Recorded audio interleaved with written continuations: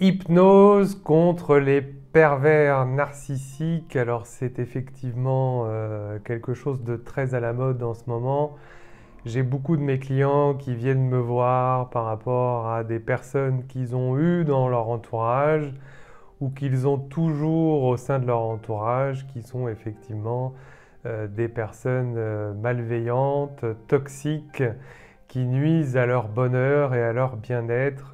J'en ai énormément qui franchissent le pas de mon cabinet et qui aimeraient justement prendre un peu de recul, se sentir mieux, se sentir libéré, détendu, plus calme face à ces personnes ou en tout cas face à ces pensées qui les obsèdent en permanence. Donc c'est pour ça que j'ai souhaité faire cette hypnose contre les pervers narcissiques.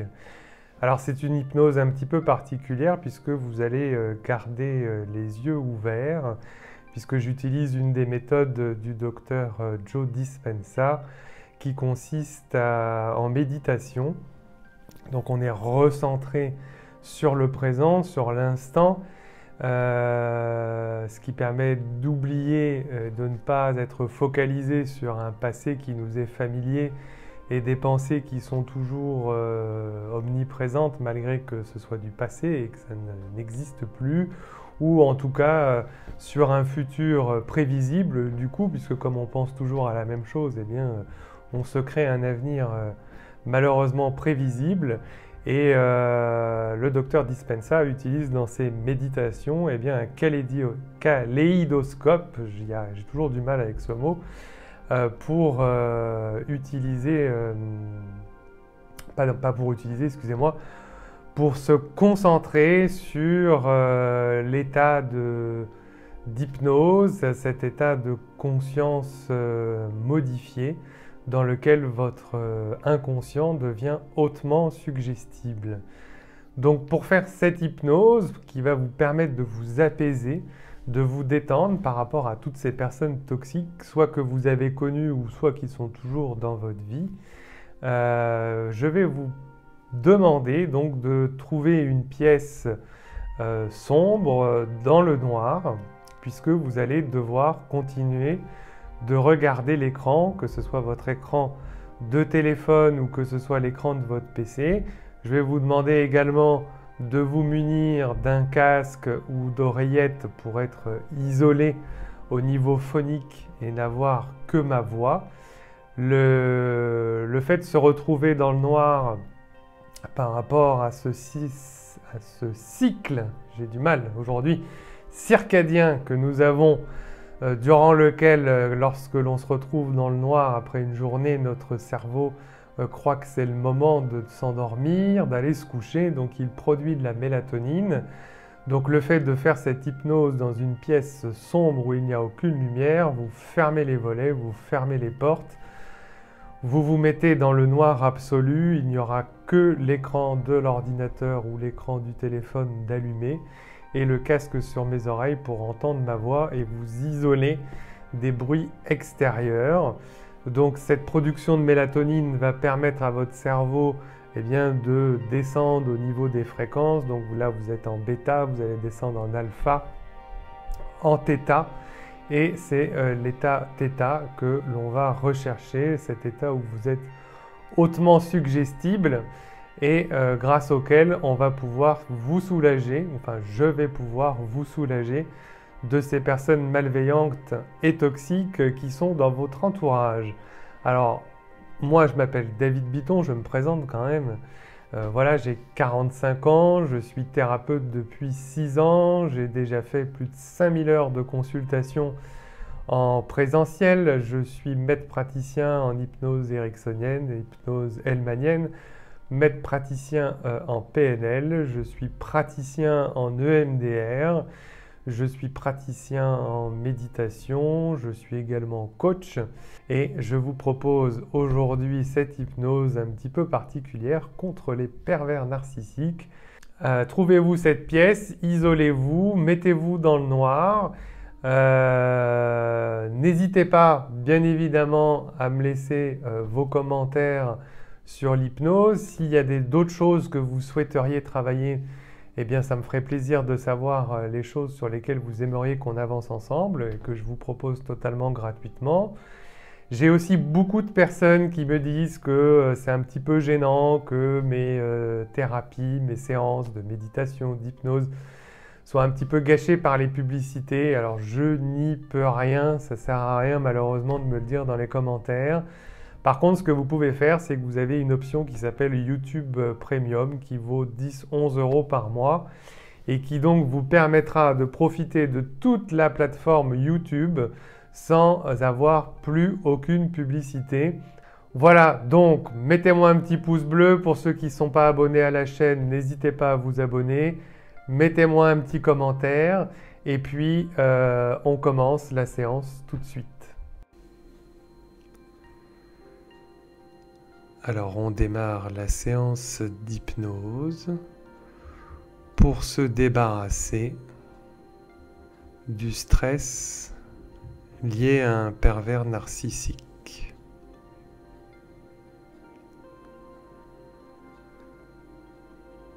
Dans un premier temps, tout en fixant cet écran, l'attention se porte sur les pieds et le plat des pieds posé sur le sol, tout en suivant le signal sur l'écran. L'attention se porte sur les pieds posés sur le plat du sol. L'esprit est calme et détendu pour le moment.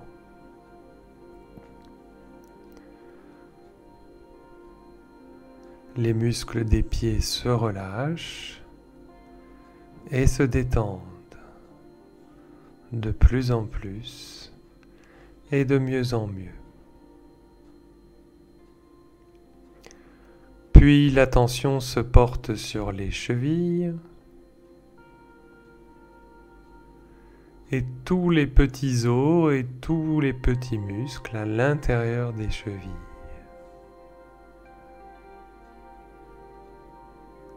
Une inspiration par le nez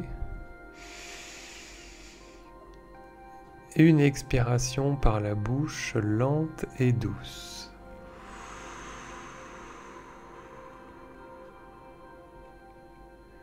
Et les muscles des pieds et des chevilles se relâchent de mieux en mieux. L'attention se porte sur les mollets et les tibias. Toutes les pensées sont dirigées sur les mollets et les tibias tout en fixant l'écran des yeux.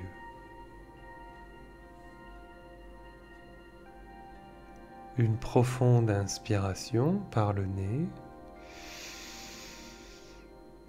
et une expiration lente et douce.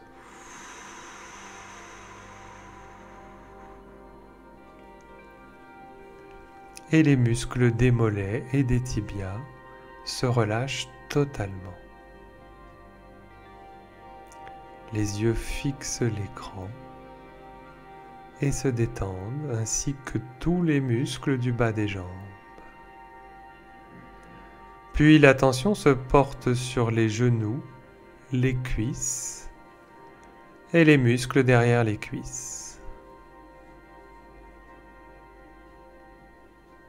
Une profonde inspiration par le nez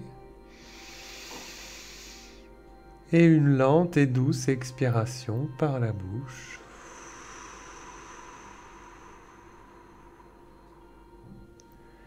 Et les muscles des cuisses et des arrière-cuisses se détendent et se relâchent et deviennent de plus en plus lourds, de plus en plus détendus. Puis l'attention se porte sur les hanches, le bassin. Cette partie du corps s'alourdit et s'enfonce de plus en plus à l'endroit où vous êtes installé. Une profonde inspiration par le nez et une lente et douce expiration par la bouche.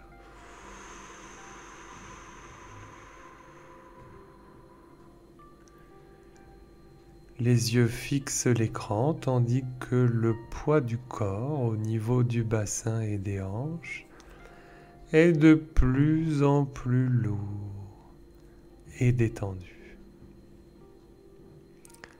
L'attention se porte sur le bas-ventre et les reins.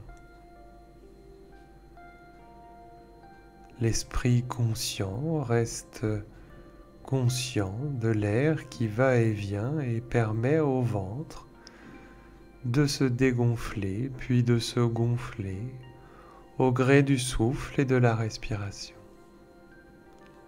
Une profonde inspiration par le nez et à l'expiration par la bouche.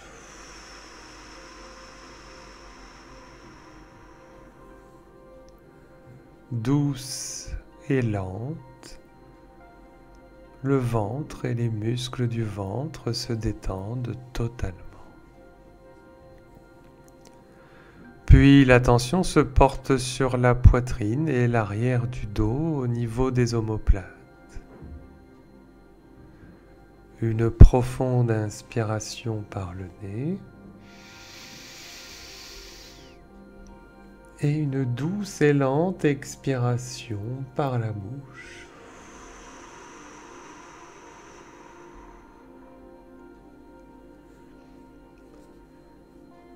Parfait, la respiration retrouve un rythme normal. La poitrine se gonfle et se dégonfle en même temps que l'air va et vient dans les poumons, lentement et tranquillement, alors que les yeux restent fixés sur l'écran et suivent les signaux ou le signal, ça n'a aucune importance. Puis l'attention se porte sur les muscles du cou, des épaules, des cervicales. Une profonde inspiration par le nez et une lente et douce expiration par la bouche.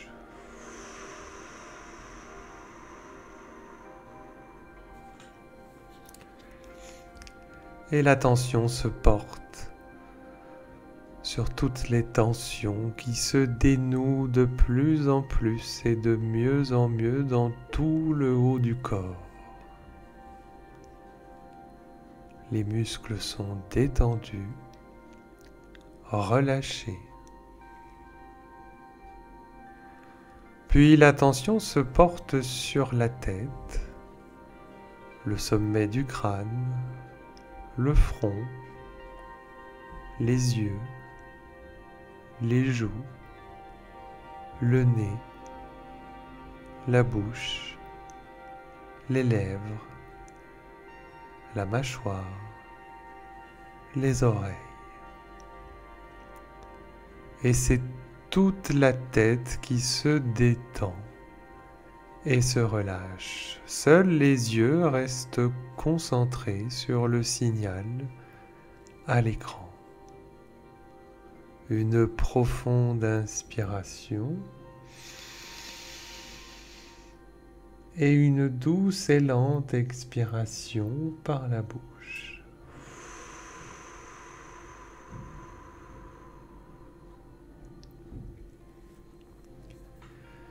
Et les yeux fixent le signal à l'écran et toute l'attention se porte sur le corps dans son ensemble, totalement détendu, relâché, de haut en bas et de bas en haut, de droite à gauche et de gauche à droite, devant et derrière, derrière et devant. Certaines personnes sont allées derrière et à gauche et d'autres en bas ou en face. Ça n'a aucune importance. Le tout étant de se détendre de plus en plus et de mieux en mieux, les yeux fixés sur l'écran, détendus, calmes et relâchés.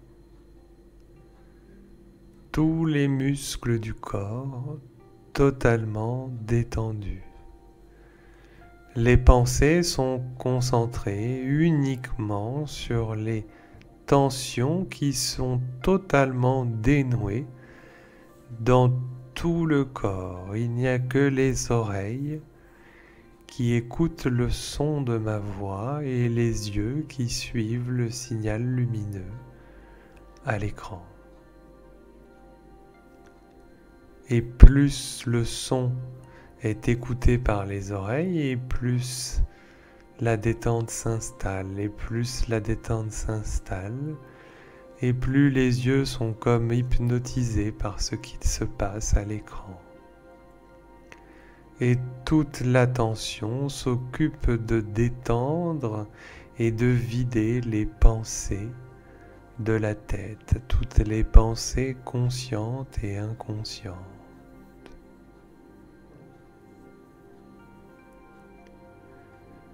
Et puis je vais demander à l'enfant intérieur, à votre enfant intérieur, de prendre une place de plus en plus importante.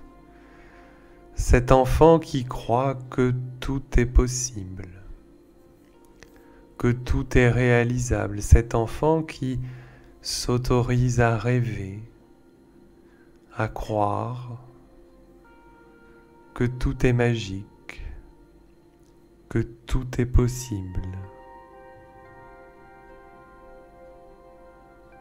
Et cet enfant se trouve sur un chemin, un grand chemin. C'est le chemin de la paix et du bonheur, du calme et de la sérénité. Sur ce chemin, il progresse en observant le paysage tout autour de lui. Il sourit, il est calme, paisible. L'enfant intérieur se projette sur ce chemin et imagine ce paysage autour de lui tout en gardant les yeux fixés sur le signal à l'écran.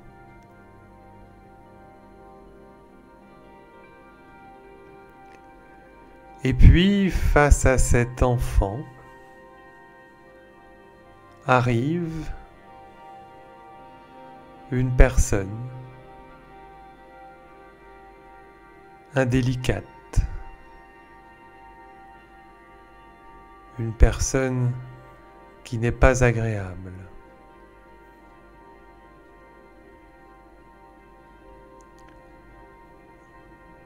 Ce qui est curieux, c'est que dans le monde imaginaire de cet enfant, plus cette personne s'approche, et plus elle devient petite. C'est un petit peu comme si plus l'enfant s'approchait de cette personne et plus cette personne s'approchait de l'enfant, et plus la personne rétrécissait et plus l'enfant grandissait. L'enfant reste cependant concentré sur le paysage autour de lui, le bonheur que cela lui procure et tous les sons de la nature, des arbres, des feuilles, de la terre, des branches, peut-être la mer, peut-être la montagne, peut-être la campagne. Cela n'a aucune importance, car sur ce chemin, cette personne qui s'approche, indésirable, devient de plus en plus petite. Et l'enfant devient de plus en plus grand. et les yeux fixent de plus en plus le signal lumineux à l'écran. L'enfant est détendu, calme, car cette personne non désirable, plus elle s'approche et plus elle devient petite. Et l'enfant se sent bien, se sent protégé, calme, serein, et son esprit est en paix. Et plus cette personne approche, et plus son image devient floue. Et plus il devient petit. C'est un peu comme si l'enfant avait le regard d'une taupe, totalement myope, qui observe cette image qui, d'une image nette, devient de plus en plus floue. Et plus l'image est floue et petite de cette personne non désirable, et plus l'enfant se sent calme. Car l'enfant continue de grandir. Grandir encore et encore. Comme s'il faisait la taille d'un arbre et que cette personne qui s'approche faisait la taille d'un buisson. L'enfant continue d'avancer, sereinement et tranquillement, en observant le paysage autour de lui et en se laissant bercer par le son de ma voix et de son environnement.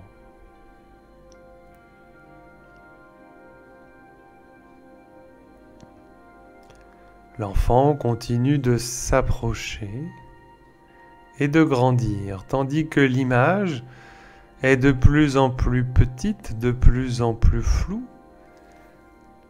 et se trouve à présent en noir et blanc. Cette personne qui s'approche de plus en plus devient floue, petite, et maintenant en noir et blanc. Alors que l'enfant est aussi grand qu'un chêne. Il est devenu aussi grand qu'un chêne et puissant que ce chêne qui siège au centre de cette grande forêt, peut-être qu'il peut imaginer dans son monde magique. Est-ce que le chêne aurait peur d'un petit champignon, d'une petite fleur, d'une petite tige floue en noir et blanc? Sûrement pas. L'arbre domine la forêt comme les montagnes dominent les vallées. L'enfant se sent de plus en plus grand, de plus en plus confiant, de plus en plus sûr de lui, tandis que l'image de cette personne malveillante devient de plus en plus petite, de plus en plus floue, et toutes les couleurs ont maintenant disparu.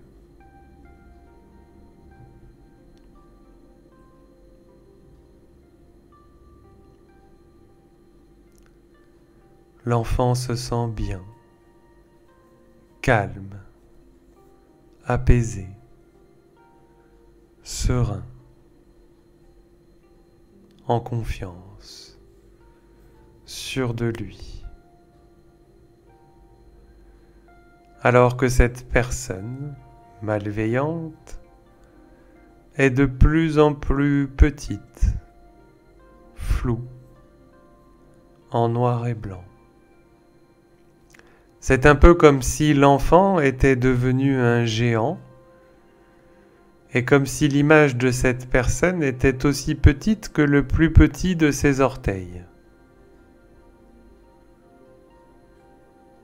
Un peu comme comparer un être humain de taille adulte face à une petite fourmi.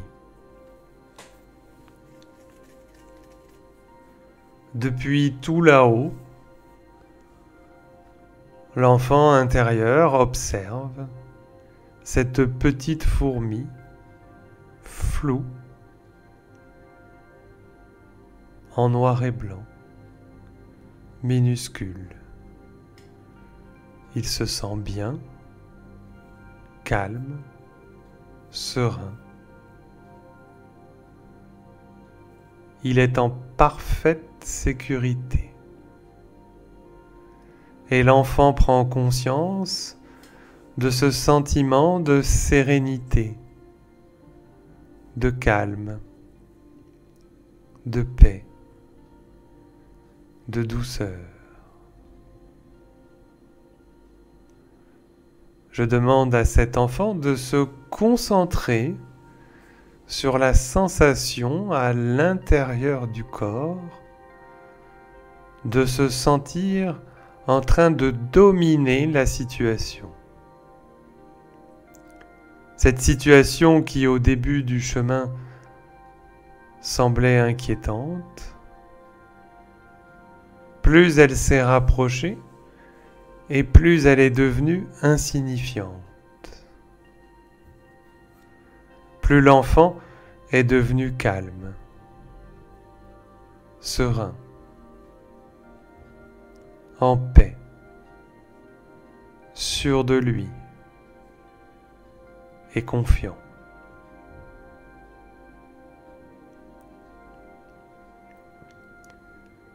Et l'esprit inconscient de l'enfant reste concentré sur toutes ces émotions de paix, de calme, de douceur et finalement d'empathie pour cette petite fourmi. L'enfant pourrait écraser la fourmi du bout des pieds. Mais l'enfant est généreux. Il décide de prendre la fourmi entre deux doigts et de poser cette fourmi sur son cœur. Au besoin pour l'exercice, il est possible de poser une main sur le cœur et d'imaginer cette fourmi entre la main et le cœur. L'enfant intérieur se concentre sur tout l'amour qu'il a en lui, son innocence, sa gentillesse, sa bienveillance. Et c'est comme s'il inondait cette fourmi d'amour. Comme si cette fourmi reprenait une place normale dans le cœur de l'enfant.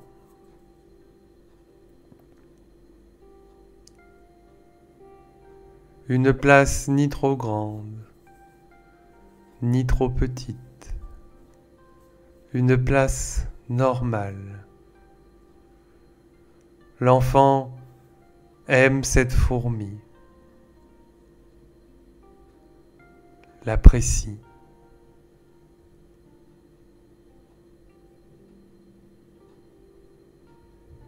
Il ne souhaite pas s'en débarrasser, mais l'aimer, lui pardonner, pour peut-être ensuite libérer cette fourmi et la laisser partir, vivre sa vie. Et l'enfant, lui, poursuivre son chemin en ayant pardonné, en se sentant en paix avec lui-même, plus calme, plus serein, plus détendu.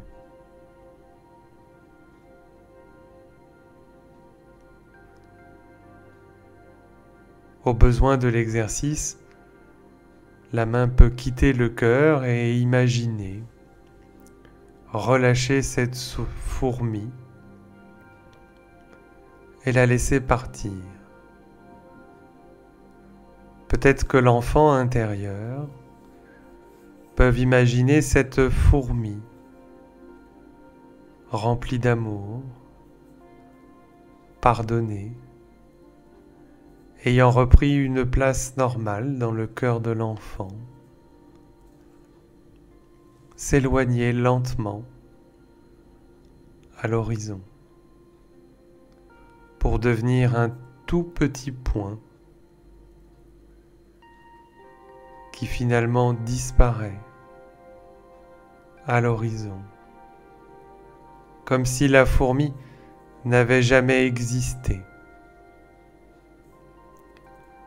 comme si la fourmi n'avait jamais croisé le chemin de l'enfant.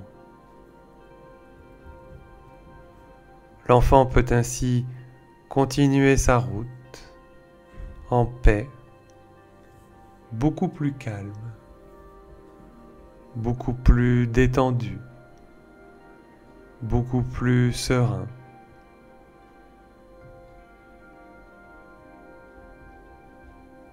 Je laisse 1 minute de silence pour que l'inconscient de l'enfant intègre tout ce qui vient d'être dit et tout ce qui vient d'être fait. Que l'inconscient intègre cette paix intérieure, l'émotion et les sensations positives de cette paix intérieure.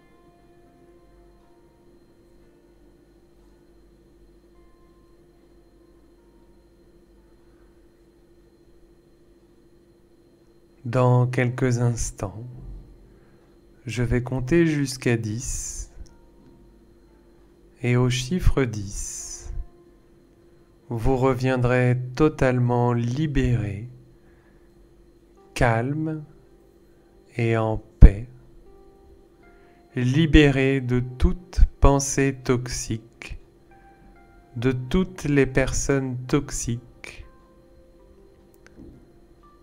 dans l'amour de votre vie, dans le calme, la sérénité, la confiance, vous sentant comme un chêne au milieu de cette forêt,